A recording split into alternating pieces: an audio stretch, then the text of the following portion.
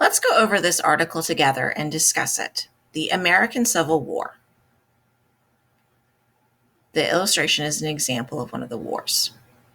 The American Civil War lasted from 1861 to 1865 and was the result of a period of many tense years between the northern states and the southern states.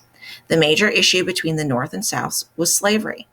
Starting in the 1850s, Northerners became more and more hostile to the idea of slavery on moral grounds, while slavery continued to be an accepted fact of life in the South. In the early to mid-1800s, large farms called plantations were the backbone of the Southern economy. Cotton, a cheap material used often in everyday life all over the world, was one of the most important crops grown on the plantations. As a result, cotton plantations multiplied throughout the region. Soon the South had become the main grower and exporter of cotton for Europe and a powerful economic force. Many people were required to work on plantations, and Southern plantation owners relied on slaves as the cheapest form of labor to work the fields. Slaves who worked the fields were typically lived in shacks in the slave quarters at a distance from the main house where the owner's family lived. They were given very little free time and were required to be answerable to the plantation owner. Some slaves even worked inside the homes of plantation owners, cleaning the house or as a nanny to the children. Slaves were considered property. They worked on plantations, in shops, in towns and cities, and in the construction of railroads. In the South, slaves were just another part of the landscape. A different understanding of slavery, however, was beginning to take shape in the North.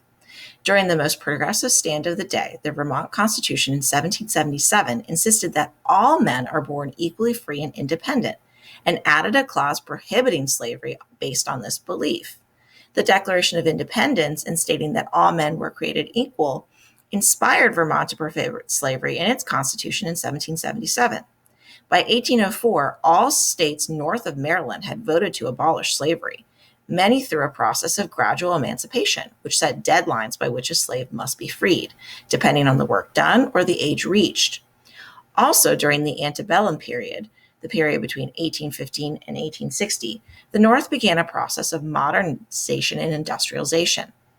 Industrial advances allowed for the development and expansion of new industries like transportation, roads, canals, and railroads, communication like magazines and newspapers, and finance, banking, and insurance. These industries fueled a demand for wage labor, which was partly met by the influx of immigrants from Europe. Refugees from Europe, political and economic conditions, sought the freedoms of American life, and many settled in the northern states. By the 1850s, the majority of people in the North were opposed to the expansion of slavery and against allowing new states to join the United States as slave states.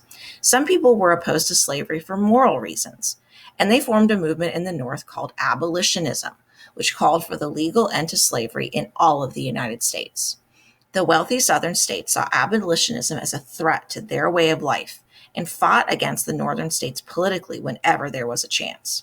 When Abraham Lincoln, a Republican from Illinois who believed firmly in the Union, as opposed to states' rights to choose their own practices regarding slavery, taxes, and other issues, was elected president in 1860, it was just too much for the Southern states. And so, soon after Lincoln took office, 7 Southern states, South Carolina, Mississippi, Florida, Alabama, Georgia, Louisiana, and Texas, seceded from the United States of America and formed the Confederate States of America so that they could run themselves as they saw fit. President Lincoln knew that the Confederacy was a rebellion that would have brought back the federal government. In April 12, 1861, the first shots of the American Civil War were fired upon Union, meaning Northern soldiers, at Fort Sumter in Charleston, South Carolina. The Northern troops were defeated quickly and they retreated.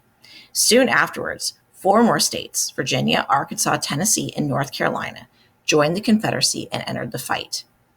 The American Civil War lasted 4 years and claimed the lives of approximately 620,000 soldiers. Fierce battles were fought throughout the country, and many lost their lives due to the wounds suffered and disease. We're going to stop here, and I'll continue reading in a moment.